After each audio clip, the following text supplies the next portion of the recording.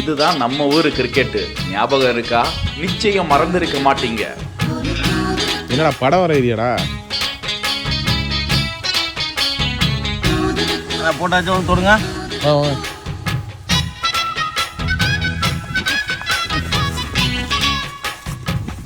இது எனக்கு நீ இது லாஸ்டா எடு.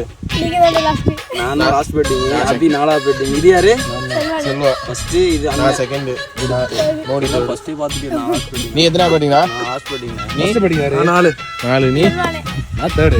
நான் ஃபர்ஸ்ட். நான் செகண்ட். நான் லாஸ்ட். தம்பி நீ என்ன? இதுதான் நம்ம ஊரு கிரிக்கெட். ஞாபகம் இருக்கா? நிச்சயம் மறந்திருக்க மாட்டீங்க.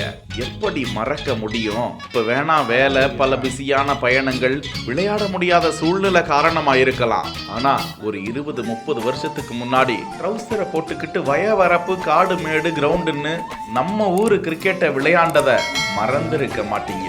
கிரிக்கெட் மட்டையை கவுத்து போட்டு ஃபர்ஸ்ட் செகண்ட் பேட்டிங் யாருன்னு கண்டுபிடிக்கிற யுக்தியை கண்டுபிடிச்சது யாருன்னு தெரியல. ஆனா அந்த நினைவுகளை நம்மளால மறக்க முடியல. நம்ம வாழும் கரிகால சோழன் பீயிங் நிமல் இது குறித்த காணொளியை தனது இன்ஸ்டா பக்கத்தில் வெளியிட ஒவ்வொரு மனதிலும் மலரும் நினைவுகள் சும்மா ஊஞ்சல் ஆடுதில்ல. கருத்துக்களில் கதைப்போம், கடந்த காலங்களில் துளிர்ப்போம்.